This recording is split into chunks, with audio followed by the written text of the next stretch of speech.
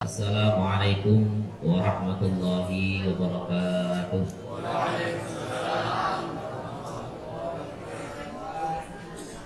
Alhamdulillah, alhamdulillah rabbil alamin. Assalatu wassalamu ala asrafil anbiya'i wal mursalin wa ala alihi wa ashabihi wa azwajihi wa dzurriyyatihi wa ahli baiti ajma'in. Allahumma shalli ala sayyidina Muhammad wa ala ali sayyidina Muhammad. Qala Allah Ta'ala fil Qur'anil Karim, a'udzu billahi minasyaitonir rajim. Bismillahirrahmanirrahim. Kullu nafsin dha'iqatul maut wa innama tuwaffawna ujurakum yawmal qiyamah. Wa qala Rasulullah sallallahu alaihi wasallam, al mautu jisrun yusilul habib ilal habib. Wa qala aidan, al mautu arba'un, mautul ulama wa mautul aghniya wa mautul fuqara wa mautul umara. Bapak Ibu sekalian yang saya hormati, wabil khusus Bapak Direktur Majelis Duha, Bapak Pembina, para tuan-tuan guru, tokoh masyarakat, wabil khusus Sohibul Hajat atau tuan rumah daripada musola ini. Alhamdulillah, puji syukur kepada Allah Subhanahu wa taala, pada pagi hari ini kita diberikan oleh Allah kekuatan zahir dan batin sehingga kita tetap hadir di majelis ini dalam keadaan sehat. Mudah-mudahan kita senantiasa diberikan oleh Allah kesehatan zahir sekaligus kesehatan batin. Amin ya rabbal alamin. Seterusnya salawat dan salam semoga tetap pada baginda kita Nabi Muhammad SAW, dengan banyak mengucapkan, melafalkan Allahumma shalli ala sayyidina Muhammad wa ala ali sayyidina Muhammad. Mudah-mudahan kita sekalian kelak di yaumil akhir didaku sebagai umat Rasulullah dan kita mendapatkan syafaat darinya. Amin ya rabbal alamin. Bapak Ibu sekalian yang saya hormati, sebagaimana maklum bahwasanya Ramadan sudah selesai, Syawal juga sudah selesai. Tapi para ulama menyebutkan bahwasanya setidaknya ada beberapa langkah sehingga roh Ramadan itu tidak keluar dari dalam diri kita. Artinya suasana Ramadan itu masih terbawa-bawa terus. Yang pertama disebutkan adalah as-shadaqatu fi kulli yaum. Kalau bahasa kita itu sedekah di setiap harinya, sekecil apapun, itu akan menetapkan dalam diri kita bahwasanya suasana Ramadan itu masih ada dalam diri kita. Jadi berusaha untuk bersedekah sekecil apapun di setiap harinya, sehingga roh Ramadan itu masih ada. Karena mohon maaf apabila ini tidak kita pupuk, selesai Ramadan itu selesai. Ketika Ramadan musola ramai, masjid ramai, nak melangkah ke masjid itu enteng. Ayo, selesai Ramadan balik seperti semula. Nah itu yang nggak kita pengen. Maka ada rumusan bahwasanya untuk supaya tetap ruh Ramadan itu ada dalam diri kita, salah satunya adalah as-shadaqatu fi kulli yaum, sedekah di setiap hari. Kemudian yang kedua disebutkan adalah shaumus sunnah, ad-dawamu shaumus sunnah. Kalau bahasa kita itu kita punya amaliyah puasa sunnah yang kita kerjakan, apapun bentuknya. Bisa Senin Kemis, bisa Ayyamul Bid. Intinya dalam sebulan itu kita ada puasa sunnah, sehingga aura-aura Ramadan itu masih ada dalam diri kita. Nah itu. Kalau kita selesai Ramadan kita tidak pernah puasa sama sekali, ya menganggap Ramadan itu bulan siksaan. Nah, ya, tidak sedikit yang bilang alhamdulillah Ramadan sudah. Nah, kemudian selanjutnya lagi yang ketiga disebutkan adalah apa itu bahasa itu? Tilawatul Quran. Walaupun tidak sebanyak di bulan suci Ramadan, karena mohon maaf, mungkin termasuk saya juga lah, sebulan itu dipaksa untuk khatam Quran itu cuma di bulan Ramadan. Nanti di luar Ramadan itu paling 3 bulan sekali. Nah, mending. Jadi Yasinan dong. untuk supaya roh Ramadan itu tetap ada dalam diri kita, dalam setiap harinya kita harus punya amalan membaca Al-Quran, walaupun tidak sebanyak di bulan suci Ramadan. Nah, yang saya bilang tadi, kadang ya kita memaksakan diri, tapi tidak apa-apa, ada untuk hal yang baik. Memaksakan diri dalam sebulan itu khatam, itu di Ramadan. Saya yakin hampir rata-rata kayak gitu. Nah, ketika selesai Ramadan tetap kita baca, walaupun tidak tidak sebanyak di bulan suci Ramadan. Kemudian selanjutnya yang keempat adalah ya'malul khair. Kalau bahasa kita itu berbuat kebajikan. Niatkan bahwasanya untuk supaya roh Ramadan itu ada dalam diri kita. Karena disadari atau tidak, bulan Ramadan itu luar biasa. Artinya rezeki kita bertambah. Targhib atau semangat kita untuk ibadah bertambah. Itu tidak kita temui di bulan selain Ramadan. Maka sampai disebutkan oleh Rasulullah, seandainya kamu tahu fadilah Ramadan, pasti kamu akan memohon agar Ramadan itu terus sepanjang tahun. Seperti itu. Kemudian selanjutnya lagi yang kelima itu adalah wa ya'muruna bil ma'ruf. Itu samalah dengan ayat di atas itu, di atas kita itu ku anfusakum wa ahlikum nar. Ya. Artinya kita disuruh untuk mengawal anak kita, keluarga kita, tetangga kita, kerabat kita, agar jangan sampai terjerumus ke dalam jurang neraka. Jadi ketika kita mengingatkan anak kita untuk sholat, untuk mengaji, niatkan bahwasanya agar roh Ramadan. Karena mohon maaf, ketika bulan Ramadan untuk diajak ibadah itu enteng, semangat luar biasa. Nah, ketika sudah di luar Ramadan agak kendor. Nah, maka itu harus kita atasi. Kemudian lagi yang terakhir disebutkan bahwasanya adalah itu munajat fi kulli lail. Apa kalau bahasa kita itu sholat malam. Ringkasnya sholat malam. Ketika kita di bulan Ramadan kita mengerjakan tarawih begitu semangat, witir, ditambah tahajud dan seterusnya. Maka di luar Ramadan itu tetap kita upayakan. Yang pada intinya adalah agar roh Ramadan itu tidak keluar dalam diri kita, sehingga kita masih terbawa-bawa suasana Ramadan. Terus saya ulang ya, sedekah walaupun sedikit, puasa sunnah walaupun sebulan sekali. Nah, kalau bisa jangan lama, minimal 3 kali lah sebulan. Di kalender MDN kita sudah ada itu, sudah ada Pak ya. Terus lagi apa tadi? Membaca Al-Quran, memerintahkan yang baik-baik, mengerjakan yang baik-baik. Kemudian munajat atau sholat malam itu akan menetapkan diri kita sehingga kita masih terbawa-bawa suasana Ramadan. Itu awal ketika kita. Bismillahirrahmanirrahim. Kemudian ayat yang saya baca di muka tadi ini sangat sering kita dengar, wabil khusus kalau kita mengantar jenazah. Kullu nafsin dha'iqatul maut wa innama tuwaffawna ujurahum yaumal qiyamah. Jadi kalau dengar ayat itu agak ngeri dah Pak. Ini bawaannya cerita mati gitu. Tadi istighfar sudah cerita mati. Kok dibaca ayat mati. Tapi masih juga tidak sadar. Ya. Jadi disebutkan bahwasanya Allah Subhanahu wa taala berfirman kullu nafsin dha'iqatul maut. Tiap-tiap yang bernyawa itu akan merasai mati. Kemudian lagi, nah ini yang jadi bahan renungan kita. Wa innama tuwaffawna ujurahum yaumal qiyamah. Ini hampir samalah dengan takwilan doa itu Pak. Sesudah ada innaka la tukhliful mi'ad. Bahwasanya Allah itu akan menepati semua janji-janjinya. Wa innama tuwaffawna, menampakkan semua pahala-pahala kita. Yaumal qiyamah.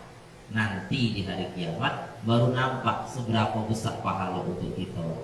pahala sholat jamaah, pahala ngaji, pahala sedekah. Di dunia ini tidak nampak. Seandainya nampak, wah penuh masjidnya Pak. Misalnya kalau bawa balik dari sholat jamaah bawa takir 5 ekor, insya Allah penuh. Tapi itulah Allah Subhanahu Wa Taala bahwasanya wa inna ma tuwaffawna ujurahum yaumal qiyamah. Pahala itu baru ditampakkan nanti di hari ya. Banyak di dalam kitab-kitab hadis di Muqaddimah Bulughul Maram itu juga disampaikan bahwasanya kenapa mesti pahala itu tidak ditampakkan di dunia? Itu sebanding dengan dosa kita tidak ditampakkan di dunia. Jadi kalau dosa kita tidak ditampakkan di dunia, itu mungkin dari kita ini ada yang tidak sanggup kemana-mana karena terlalu berat membawa dosa. Ya. Jadi kalau kita umpamakan misalnya 1 kali tidak sholat, dosanya 5 kilo misalnya. Ya. Jadi kalau seumur hidup banyak tidak sholat ya, itu tidak bisa kemana-mana lagi. Nah, ya, saking beratnya membawa dosa. Itu di Muqaddimah Bulughul Maram itu ada disebutkan bahwasanya termasuklah bagian daripada sir atau rahasia. Kenapa pahala tidak ditampakkan? Begitu juga dosa tidak ditampakkan. Kalau dosa ditampakkan disebutkan bahwasanya kita akan menggali lubang sedalam-dalamnya. Untuk apa? Untuk apa kalau bahasa Jawa? Untuk nyumput, untuk nyuruh. Kenapa? Karena kita tidak punya harga diri untuk ketemu orang lain. Mungkin Bapak nanya saya enaknya karena tidak nampak ya aib saya. Kalau aib saya nampak, saya tidak akan datang ke sini. Nah, ya. Jadi itu menjadi ibrah, menjadi penyemangat untuk kita semua bahwasanya jangan lantas apa-apa amal yang ada di dunia ini minta dibalas langsung. Nah, baca waqiah setiap ada subuh. Gak kayu-kayu, berhentilah baca waqiah. Nah, ya, jangan. Bahkan Syekh Hamid itu sampai menyebutkan beliau sedih karena setiap amalnya itu dibalas kontan oleh Allah Subhanahu wa taala. Apa kekhawatiran beliau? Dikatakan bahwasanya saya khawatir nanti di hari kiamat balasan saya sudah habis. Bisa dipahami ya? Jadi semua amaliyah di dunianya dibalas kontan oleh Allah, dibayar kontan oleh Allah. Malah beliau sedih. Apakah masih ada lagi balasanku di hari akhir? Sementara kita kadang-kadang terbalik. Apapun yang kita kerjakan hari ini minta dibayar langsung. Yang sering dengar itu ceramah Ustaz Yusuf Mansur, sedekah 10.000 dapat 700.000. Nah, hari ini sedekah 10.000, ditunggunya sampai sore. Kalau udah ada aku dapat duit 700.000. La haula wala quwata. Jadi pola-pola pikir seperti itu kita tepis lah. Artinya jangan sampai kita menjadi orang yang kecewa.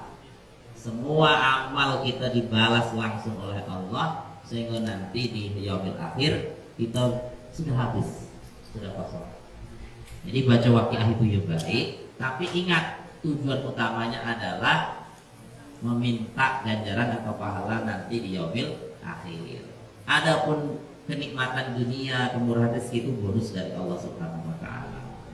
Sehingga kita tidak merasa kecewa, sudah istiqomah baca waqiah, kok ada kayu-kayu. Nah, itu yang sebelah itu yang tidak ada sembahyang kayu. Nah, itulah haula wala quwata. Bismillahirrahmanirrahim. Disebutkan lagi di sini dalam hadis bahwasanya tidak bisa kita hindari. Wa qala alaihi salatu wassalam al-mautu jisrun yusilul habib ilal habib. Kalau bahasa kita mati itu merupakan jembatan seorang kekasih untuk menemui kekasihnya. Artinya kita untuk dapat bertemu dengan Allah harus melalui jembatan yang namanya kematian. Jadi ini cerita di Nabiullah Ibrahim alaihissalam. Jadi ketika Nabi Ibrahim dijemput malaikat Israel, wahai Ibrahim, hari ini engkau akan diwafatkan. Nabi Ibrahim tidak mau. Bagaimana ceritanya? Nabi Ibrahim menyampaikan pesan ke malaikat Israel, sampaikan kepada Allah Subhanahu wa taala, bagaimana mungkin aku kekasih Allah akan dimatikan. Akhirnya bingung malaikat Israel. Ngadap Allah Subhanahu wa taala. Ya Allah, ini Nabi Ibrahim tidak mau dimatikan. Akhirnya bahasanya dirubah. Wahai Israel, sampaikan kepada kekasihku Ibrahim, aku ingin berjumpa dengannya, aku rindu dengannya. Bagaimana mungkin seorang kekasih tidak mau diajak ketemu? Terus kemudian bahasa itu disampaikan kepada Nabi Ibrahim. Apa kata Nabi Ibrahim? Oh iya, siap. Nah, karena bahasanya dirubah untuk berjumpa kepada kekasih. Artinya itu hal yang tidak bisa kita hindari. Dan jangan menganggap lantas kematian itu akhir dari segalanya. Anggap kematian itu terus apa kalau bahasa game over. Nah, selesai dah. Ya. Masih banyak lagi tahap-tahap selanjutnya. Ya. Itu baru level pertama. Maka disebutkan bahwasanya wa qala alaihi salatu wassalam al mautu arbaun, bahwasanya mati itu terbagi 4 kata Rasulullah. Yang pertama mautul ulama, nanti akan jelaskan. Yang kedua wa mautul aghniya. Yang ketiga wa mautul fuqara. Yang keempat wa mautul umara. Yang pertama, Rasulullah menyebutkan bahwasanya mati itu terbagi menjadi 4. Yang pertama mautul ulama. Apa efek dari matinya ulama? Mautul ulama. Apa efek dari maut atau wafatnya ulama? Disebutkan di sini bahwasanya inkisaru fid dini, pecahnya agama. Apa kalau bahasa kita ini? Rusaknya agama. Ya, ulama wafat, guru gedang wafat, itu goyang. Ya, kalaupun ada generasi yang menggantikan, tidak bisa sebanding dengan guru gedang tadi. Kalau bahasa Jambinya guru gedang. 10 tahun belum tentu ada pengganti. Kalau pejabat aman ada. Belum lagi mati, lah siap banyak yang menggantikan di bawahnya. Wah. Ya. Itu. Inkisaru fiddin, pecah agama. Sehingga ya terpisah-pisah. Terfirqah-firqah. Kemudian selanjutnya lagi yang kedua wa mautul aghniya, matinya orang-orang kaya. Apa efek dari matinya orang kaya itu? Khusratun, kerugian. Dia merasa rugi. Kaya belum menikmati sepenuhnya mati. Nah, itu. Ya. Pokoknya yang sering saya sebutkan bahwasanya mati itu pokoknya sesuai dengan apa yang kita senangi. Itu saya tidak sama Pak ya. Itu sudah banyak pembuktian. Ya, misalnya orang itu terlalu cinta dengan rumahnya, buat rumah elok-elok, baru gunting pita mati. Ya. Atau orang itu terlalu senang dengan kendaraan, beli mobil yang mewahnya, iya dah. Baru bulan kemarin lunas, mati. Ya, untunglah lunas. Tapi yang untuk keluarganya dia mati. Nah itu. Pokoknya ini tidak untuk menjustifikasi atau menilai seseorang, tidak. Tapi pembuktian seperti itu. Sering dulu saya sampaikan bahwasanya ini yang saya sampaikan ini nyata semua nih. Bukan sekedar guyonan enggak, tapi memang nyata. Jadi orang itu terlalu sayang dengan kebun.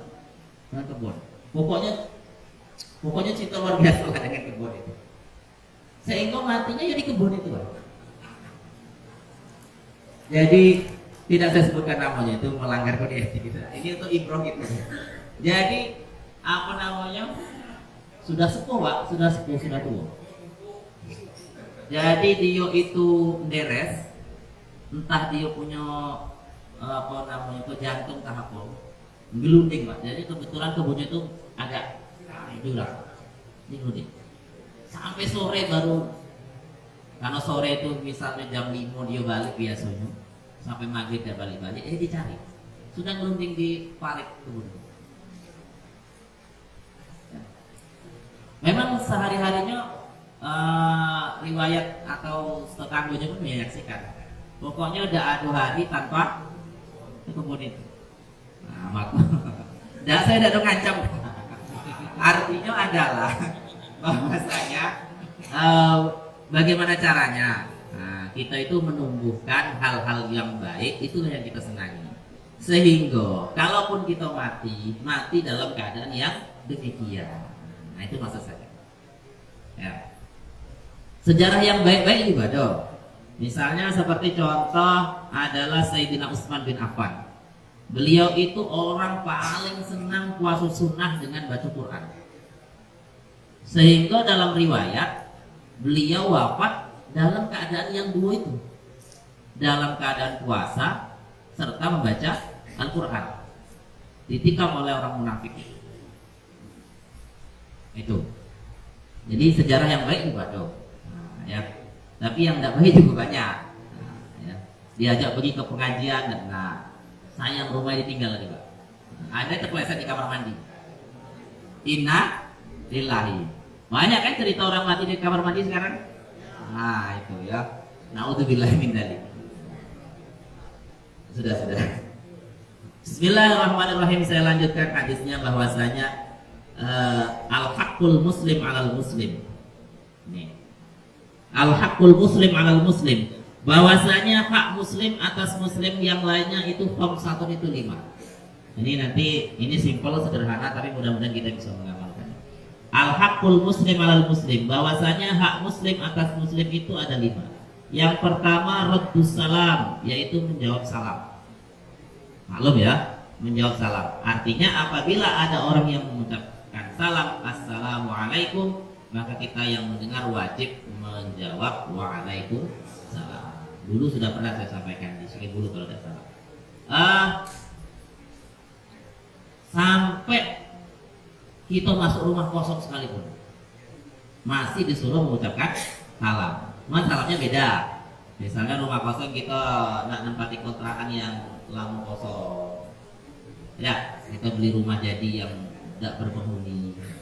Salamnya assalamu alaina wa ala ibadillahis sholihin. Ya. Seperti dalam surat. Assalamu alaina wa ala ibadillahis sholihin.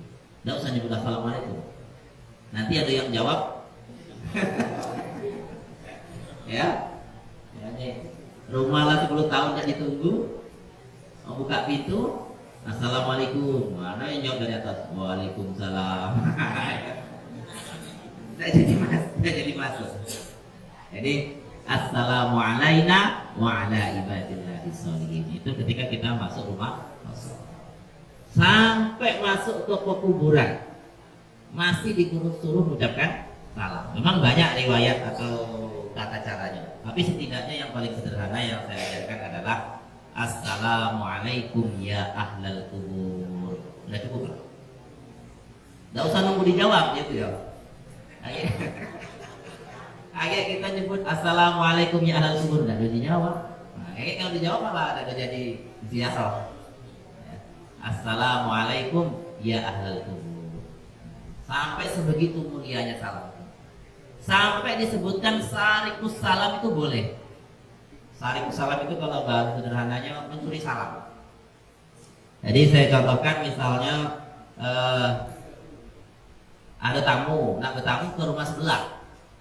Assalamualaikum, tidak dijawab-jawab. Kita dengar.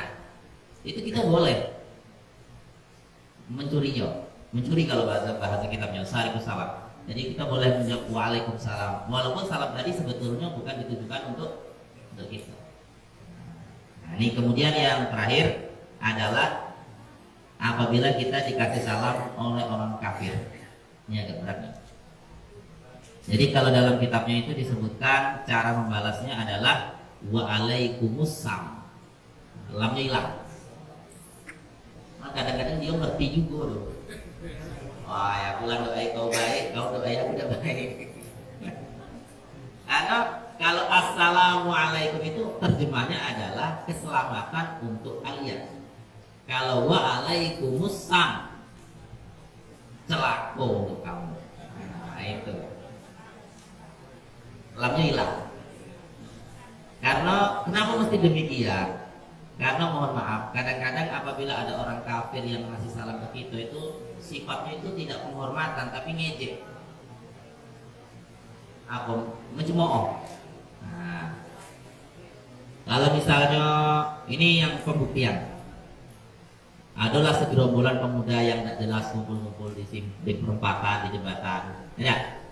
Adalah misalnya pemuda yang ya katakanlah yang rapi dari masjid, dicagin kan, assalamualaikum Ustaz. Nah, itu kan dia salam lah, tapi mencemooh, mencibir. Nah, itu. Jadi kalau salamnya dari orang kafir disebutkan, diajarkan assalamualaikum, kata dia, kita jawabnya waalaikumsalam. Tapi kalau ada tega ya diam, tidak pola. Tapi yang jelas jangan dibalas rokok. Kadang-kadang dia tahu tuh, saya pernah tuh saya balas, tahu dia artinya. Tidak tahu nganding dari mana. Kemudian yang kedua adalah wa'iyadatul marid, hukukul al-haqqul muslim alal muslim. Wa'iyadatul marid, menengok orang sakit. Menengok orang sakit itu adalah hak muslim atas muslim. Jadi yang namanya hak itu kita terima, yang namanya kewajiban itu kita memberikan.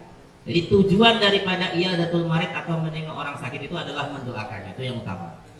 Mendoakannya, membesarkan hatinya. Maka saya sering sebut dengan jamaah saya ibu-ibu, jangan terlalu jujur di depan orang sakit.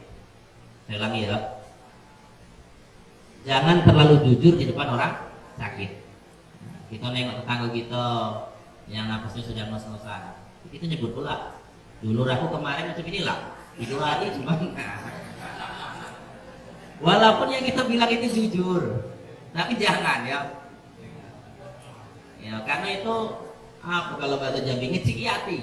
Nah, jadi kecil hatinya, tipis harapan untuk sembuh. Nah, jangan terlalu jujur di depan orang sakit, separah apapun dia, sembuhlah di bawah. Nah kayak gitu. Kayak kita jujur-jujuran, wah, kok tidak lama lagi, kok kalau enggak. Ya. Ya. Walaupun yang kita bilang itu betul, apalagi kebetulan kita misalnya ahli medis misalnya, ini tidak lama lagi nih, jangan ya. Yang jelas mendoakannya.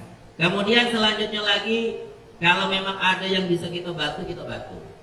Saya juga tidak tahu tradisi dari mana sehingga kalau nengok orang sakit itu dibawakan buah, betul? Kalau nengok orang sakit dibawa buah, sehingga se-RT datang buah kalau. Iya. Jadi maksud saya seperti ini. Kita kan bisa baca kondisi. Kalau sekiranya dia dalam masa pemulihan, mungkin roti, susu dan lain-lain. Kalau dia masih mau check up, mau nebus obat segala bagainya, berarti rasanya duit itu lebih manfaat. Nah, maksudnya kita kan bisa baca kondisi. Tidak mesti semuanya bawa buah. Nah itu loh. Nggak tahu saya siapa yang ngajarkan. Apa gara-gara disebut buah tangan langsung bawa buah semua. Kemudian yang ketiga disebutkan adalah wattiba'ul janazah, mengantar jenazah. Ini mengantar jenazah ini maksudnya dari awal, dari mulai kita memandikan, menyolatkan, mengkafankan, menyolatkan, menguburkan. Kemudian lagi yang jadi perhatian kita bersama, walaupun itu sifatnya fardu kifayah, tapi masing-masing kita harus tahu. Saya ulang lagi, Walaupun mengurus jenazah itu sifatnya fardu kifayah, tapi masing-masing kita harus tahu. Setidaknya ketika untuk keluarga kita inti, keluarga kita. Seperti contoh seandainya memandikan. Kalau seandainya itu keluarga kita, terus yang mengurusnya kita sendiri. Seandainya ada aib, maka yang tahu cukup kita. Beda ceritanya kalau yang memandikan orang lain. Mungkin orang tersebut tidak ada niat untuk cerita, tapi karena ditanya, macam mana tadi? Wah busuk ya, ya. Ya. Jadi walaupun dia tidak ada niatan cerita, tapi kan ada yang tanya, akhirnya dijawab juga. Jadi walaupun saran saya, walaupun itu fardu kifayah, tapi masing-masing kita tetap harus belajar sehingga kita tahu. Nah, kemudian selanjutnya lagi ini yang agak tidak tahu kalau di dusun-dusun, tidak tahu kalau di kota. Ini yang agak ironis ini ketika sholat, menyolatkan. Yang mengantar jenazah itu banyak lah, tapi yang ikut menyolatkan sama Pak ya? Oh saya kira di sana Pak. Ya, jadi yang ikut menyolatkan cuma sedikit, sebagian saja. Terus dianggap yang berhak menyolati jenazah ini orang alim, ustaz, orang yang pintar-pintar, pegesaran, enggak. Ya. Semuanya kita ini bisa berhak untuk menyolati. Ya. Saya bacakan secara ringkas lah. Bahwasanya sholat jenazah itu kan sebetulnya tidak payah-payah amat. Coba, sudah takbir pertama kita baca Fatihah. Nah, sudah takbir kedua kita baca sholawat. Allahumma sholli ala sayyidina Muhammad wa ala ali sayyidina Muhammad. Cukup. Kalau Pak Imamnya nak baca yang panjang-panjang ya biarlah.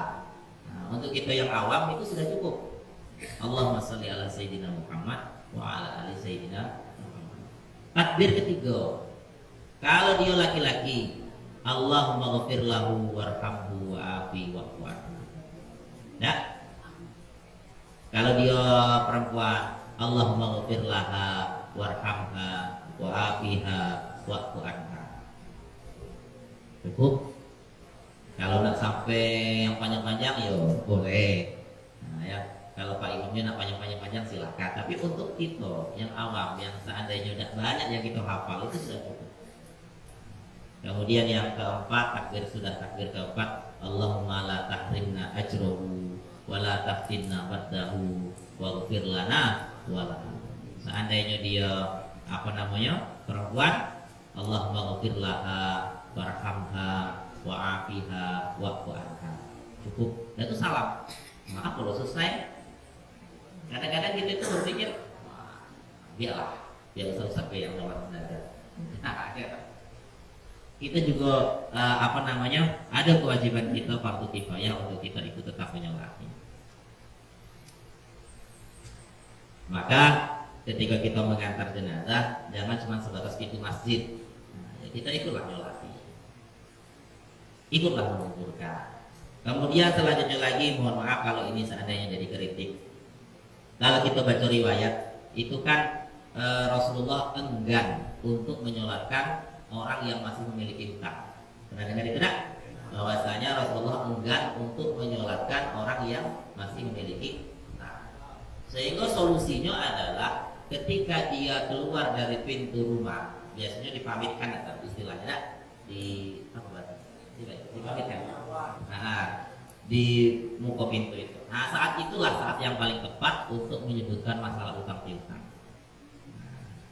Nanti kalau di makam nak diulang lagi terserahlah, tapi yang paling tepat saat itu. Sehingga semua orang ridho untuk menyolatinya. Kemudian setelah sholat kan ada itu persaksian. Mari kita saksikan bersama-sama bahwasanya mayit ini orang baik. Sudah jawab baik lah Pak, dan usah pakai insya Allah. Tidak benar dong. Ya, jadi kalau Pak Imamnya bertanya, kadang-kadang banyak yang bertanya dengan saya, oh, Ustaz dia tuh mampu kan? Pokoknya jawabnya baik sudah. Minimal besok pagi dia sudah tidak bisa berbuat yang tidak elok. Mohon maaf, ini misal pemaling mati. Kita tahu bahwa sekampung ini tukang maling mati. Itu Pak Imamnya tegak, agak berat hatinya. Mari kita saksikan mayit ini baik. Dan jawab baik lah.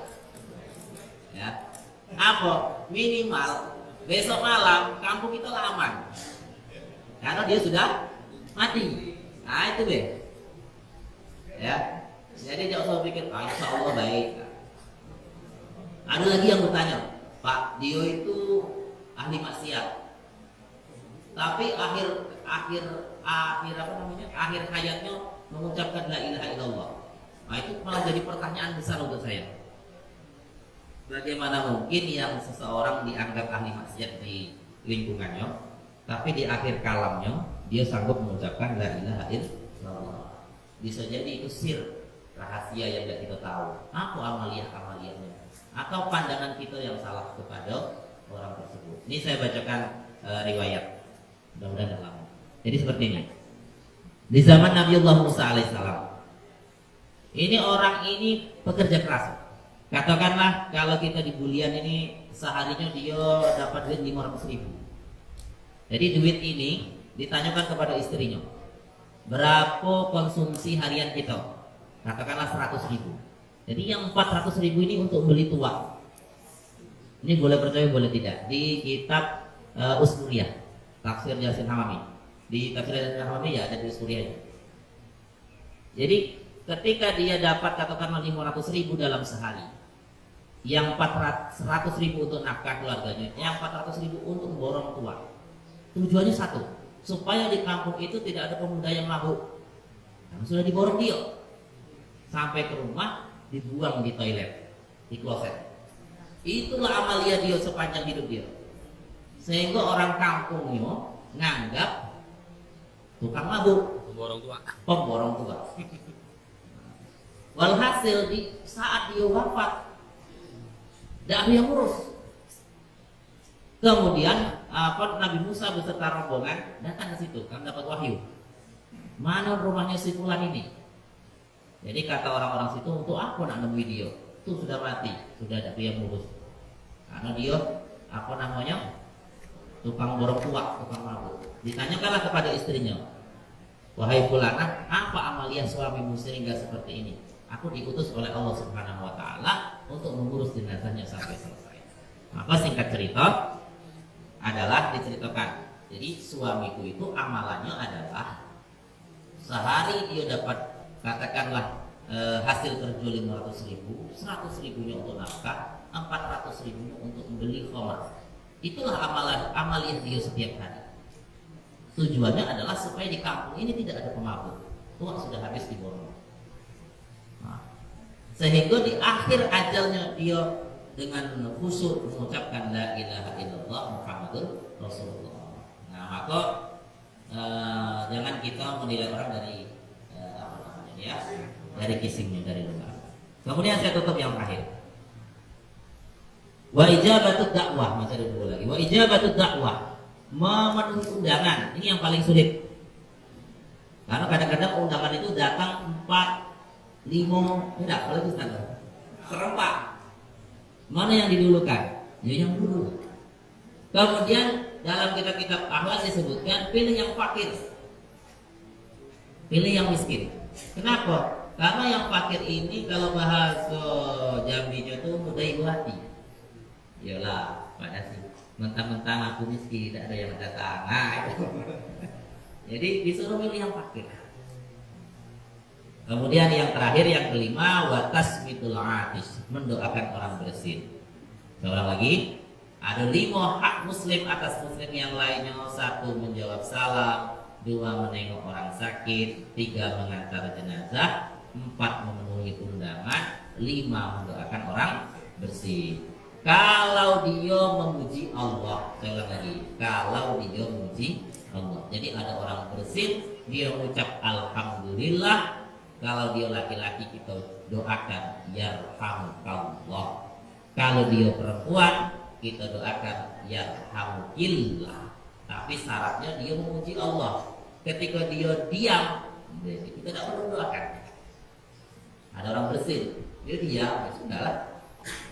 Karena syarat untuk didoakan setelah dia bersin, dia memuji Allah Subhanahu wa taala. Maka orang yang bersin disebutkan untuk membalas yahdikumullah wa yuslih balakum. Semoga Allah memberi petunjuk dan memperbaiki keadaan kalian. Kiranya itu sederhana mungkin, tapi mudah-mudahan kita bisa mengamalkannya khusus yang awal tadi, sehingga ruh-ruh